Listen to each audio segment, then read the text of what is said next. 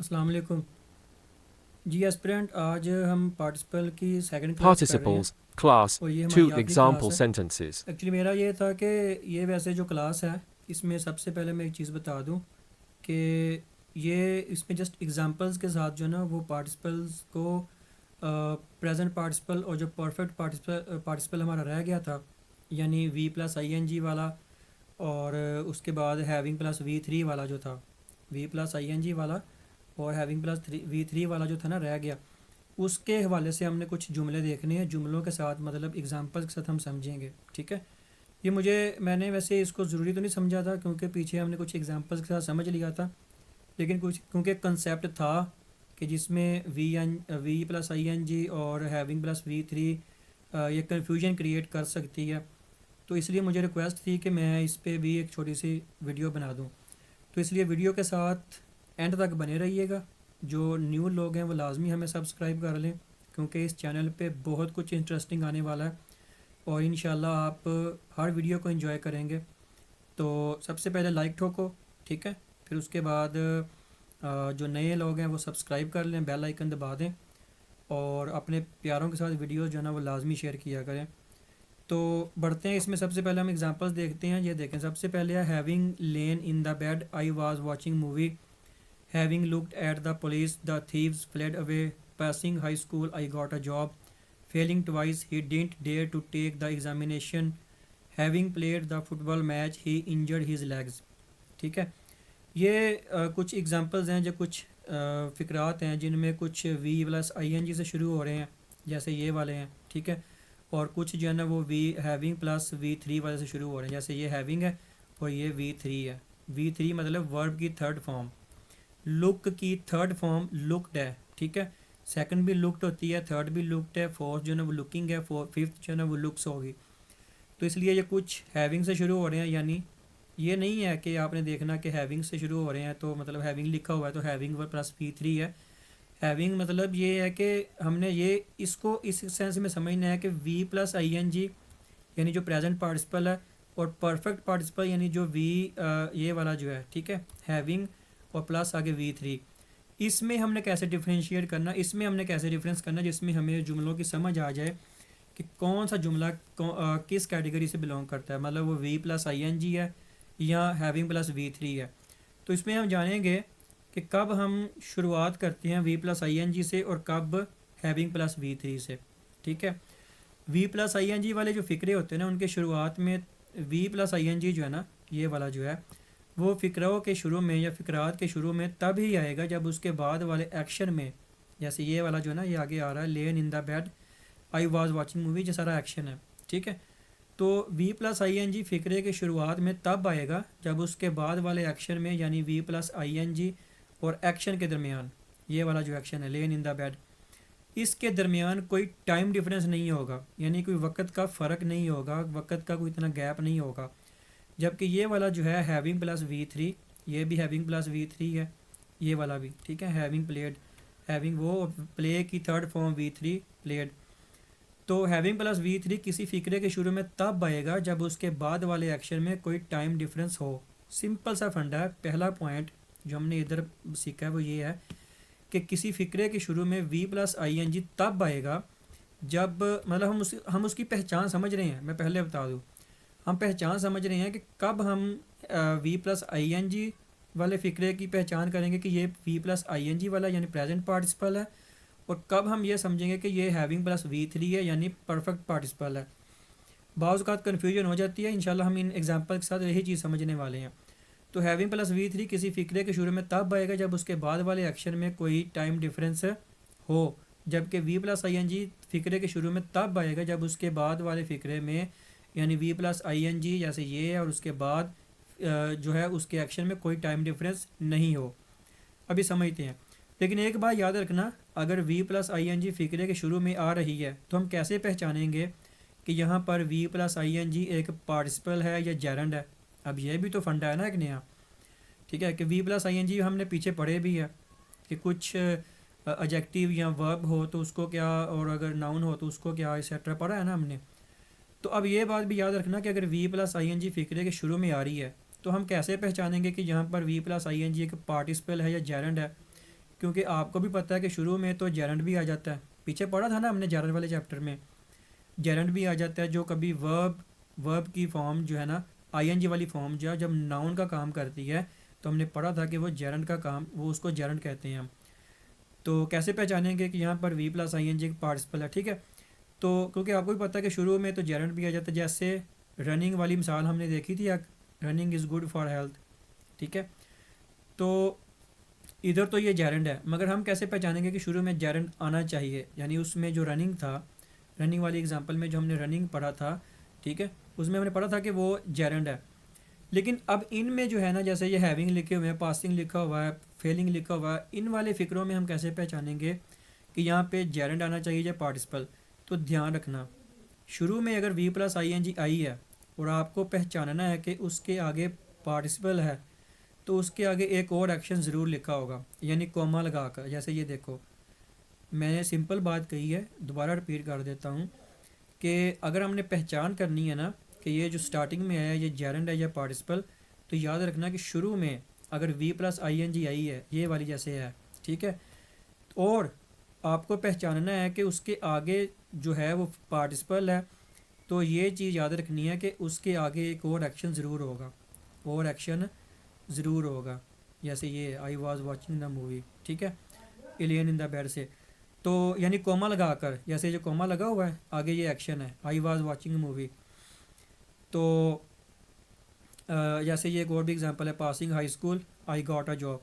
जैसे मैं इसकी एग्जांपल अगर आपको बताऊं तो इसमें देखो V plus I N G आया हुआ है, मगर ये जेरेंड नहीं है, ये पासिंग जो है ना ये जेरेंड नहीं है। कैसे जेरेंड नहीं है? क्योंकि कोमा के बाद एक और एक्शन है, तो ये पार्टिसिपल है। हमने क्या पढ़ा था कि अगर कोई V plus I N G आई है और उसके आगे पार्टिसिपल की हमने पहचान करनी है, तो उसके आगे एक्शन ज़रूर होगा, एक्शन ज़रूर होगा। तो उसके आगे एक्शन है I got a job, passing high school I got a job. लेकिन इससे पहले हमने एक चीज़ पढ़ी थी कि जब V plus I N G वाली फ़िक्रे शुरू में तब आएगा, यानी ये V plus I N G फ़िक्रे के शुरू में तब आएगा जब उसके बाद वाले एक्शन में यानी V plus I N G और उसके एक्शन के दरमियान कोई टाइम डिफरेंस नहीं होगा।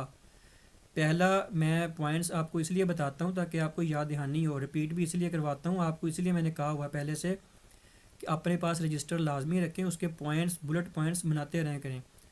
जो मैंने आपको पहले स्टार्टिंग में कही कि हमने सिंपल पहचान करनी है, अगर हमने पहचान करनी है ना कि ये V plus I N G फ़िक्रे के शुरू में आया है, ये हैविंग प्लस वी थ्री है, तो सिर्फ इतनी सी बात समझ लेनी है कि अगर V plus I N G है ना फ़िक्रे के शुरू में, तो उसके बाद कोई एक्शन है तो उसमें टाइम डिफरेंस नहीं होगा। और अगर हैविंग प्लस वी थ्री शुरू में तब आएगा जब उसके बाद वाले एक्शन में कोई टाइम डिफरेंस हो। अब इसमें देखें, कॉमा लगा हुआ है, passing high school comma I got a job, ठीक है, तो उसके बाद एक एक्शन है, तो ये पार्टिसिपल है। मगर मैं ये नहीं बल्कि ये सिखाना चाह रहा हूँ कि कब V plus I N G फ़िक्रे के शुरू में आती है और हैविंग प्लस वी थ्री जो है ना वो, मतलब कब जो है ना V plus I N G आती है और कब हैविंग प्लस वी थ्री आती है। अब हम जो है ना वो इनको एग्जाम्पल के साथ समझेंगे। पहली एग्जाम्पल है having lane in the bed I was watching movie. अब मुझे ये बताओ, क्या ये दोनों एक्शंस में टाइम डिफरेंस है? हैविंग लेन भी मैं बेड पे लेटे लेटे, आई वॉज वॉचिंग मूवी मैं मूवी देख रहा था, ऐसे ही है ना। अब इसमें कोई टाइम का कोई फ़र्क नहीं है क्योंकि मैं लेटा हुआ हूँ और टीवी देख रहा हूँ, ऐसा ही है, टाइम का डिफरेंस तो नहीं है ना। मैं लेटा हुआ हूँ, सामने टीवी चल रहा है, एलसीडी चल रही है, मैं उसको देख रहा हूँ। तो अगर वक़्त का फ़र्क नहीं है, तो हमने क्या पढ़ा था कि अगर वक़्त का फ़र्क नहीं है तो हैविंग प्लस वी थ्री उसके शुरू में आएगा, यानी हैविंग प्लस वी थ्री वाला स्ट्रक्चर जो है ना वो लगेगा। तो वक़्त का फ़र्क नहीं है तो शुरुआत क्या V plus I N G से होनी चाहिए? तो इसमें तो नहीं लिखा हुआ कि हैविंग प्लस हैविंग पर फिर क्या हैविंग पर कट लगाओ।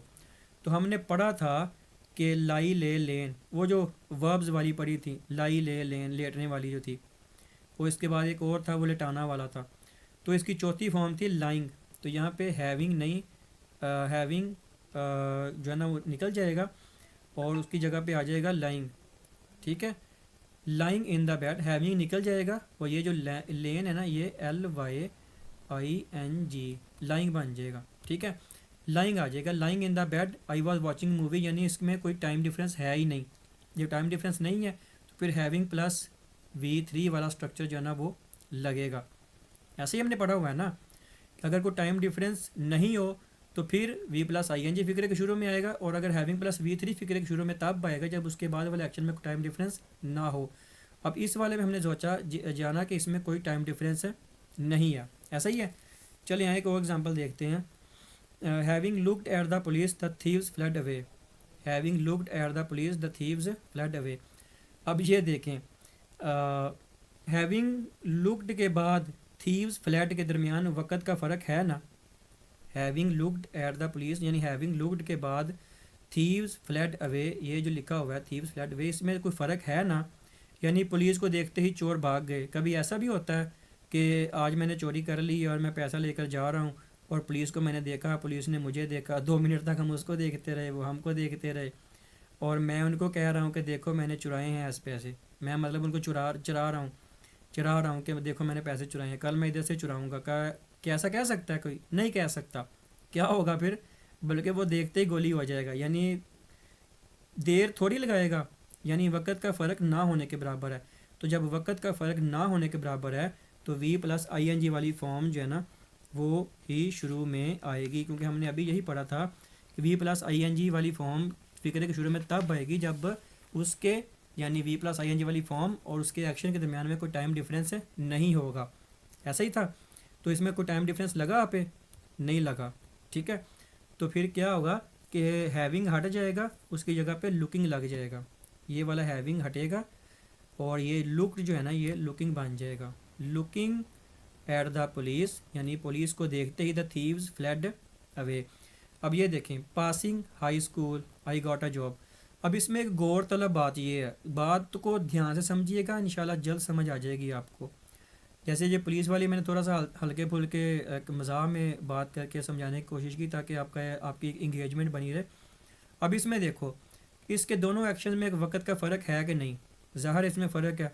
Passing high school I got a job, मैं अपना रिज़ल्ट देख रहा हूँ, मोबाइल पर देख रहा हूँ, जो कंप्यूटर पर देख रहा हूँ, मैंने देखा कि मैं पास हो गया और साथ ही किसी ने मुझे जॉब दे दी। ऐसे थोड़ी होता है यार। मतलब मैं अभी रिज़ल्ट देख ही रहा हूँ, उधर से बिल गेट्स ने कह दिया या किसी कंपनी ने कह दिया या गवर्नमेंट ने कह दिया कि भाई आ जाओ, आपकी जॉब लग गई है। ऐसा नहीं होता। क्या होता है फिर? यानी अभी रिज़ल्ट आया, उसके बाद कहीं जॉब के लिए देखूंगा, अप्लाई करूंगा, इंटरव्यू दूंगा, फिर सिलेक्शन होगी, यानी टाइम लगेगा। टाइम डिफरेंस है ना। तो अगर फ़र्क है, अगर टाइम डिफरेंस है तो फिर हैविंग प्लस वी थ्री आएगा। यही पढ़ा था ना हमने, हैविंग प्लस वी थ्री आएगा। तो हैविंग ये पासिंग निकल जाएगा, इसकी जगह पे ये वाला हैविंग आ जाएगा। ठीक है, और पासिंग की थर्ड फॉर्म जो है ना वो होती है पास्ट, PASSED। ठीक है, पास्ट। तो फिर ये हो जाएगा हैविंग पास्ट। तो इसी तरह अगले में देखें, फेल्ड ट्वाइस, ट्वाइस कह लें, थ्राइस कह लें, he didn't dare to take the examination, यानी 2 बार या 3 बार लगातार फेल होने के बाद उसमें हिम्मत ही नहीं हुई, या उसका मन ही नहीं किया। डेर वैसे हिम्मत में आता है कि उसकी हिम्मत ही नहीं हुई पड़ी कि वो आगे मज़ीद एग्ज़ाम दे। ऐसा होता है बाज़ औक़ात, 1-2 बार बंदा एग्ज़ाम देता है, फेड अप हो जाता है, गिव अप कर देता है कि यार पता नहीं ये मुझसे होना कि नहीं होना, ऐसा होता है। तो इसमें भी एक ही मिसाल है जो जॉब वाली थी, ये वाली पासिंग हाई स्कूल। अब देखें ना, फेलिंग ट्वाइस, अब फेलिंग ट्वाइस है या थ्राइस है, यानी 2 बार वो फेल हुआ या 3 बार फेल हुआ। ज़ाहिर बात है, एक बार फेल हुआ, उसके बाद रिज़ल्ट आया, फिर उसके बाद उसने फिर देखा कि मैं फ़ेल हो गया हूँ, उसके बाद फिर उसने आगे तैयारी की। तैयारी में टाइम डिफरेंस था, यानी टाइम डिफरेंस है, तो डेफिनेटली इधर से हमें समझ लग गई कि ये वाली भी इसी के साथ मैच कर रही है पासिंग वाली से, पासिंग हाई स्कूल वाली से। तो इधर भी हैविंग वाला फंडा जो है ना वो लगेगा कि हैविंग आ जाएगा इधर, ये फेलिंग ख़त्म हो जाएगा, फेलिंग की जगह पे ये आ जाएगा हैविंग, और ट्वाइस जो है ना या थ्राइस, उसमें सॉरी, फेलिंग ख़त्म होकर फेल्ड लग जाएगा और फिर ये हैविंग स्टार्टिंग में आ जाएगा, यानी हैविंग फेल्ड ट्वाइस या थ्राइस जो अभी है। इस तरह अगली में देखें, हैविंग प्लेयर द फुटबॉल वाले में चोट खेलते हुए लगी है ना। Having player the football match या क्रिकेट मैच, ही इंजर्ड हिज लेग्स, लेग्स की जगह पे हैंड कर लें, कुछ भी कर लें, तो इसमें फ़र्क नहीं है वक़्त का, यानी चोट खेलते हुए लगी है। कभी ऐसा भी होता है कि बंदा बल्ला उठा के गया है, या फुटबॉल खेलने के बाद जो एक मैच का फ़र्क वो रिसेस टाइम होता है 2-4 मिनट या 5 मिनट या जितना भी, तो उसमें उसको चोट लगी हो। ज़ाहिर बात है खेलते हुए चोट लगी है। क्रिकेट को खेल रहा है, उसको इंजरी जो है ना वो हो जाती है, कभी टकने में रन लेते हुए हो जाती है, कभी बॉल लगने से हो जाती है कहीं ना कहीं पे शोल्डर पे, तो वो फ़र्क नहीं है। ऐसा ही है ना, मैं उसमें टाइम का फ़र्क नहीं है।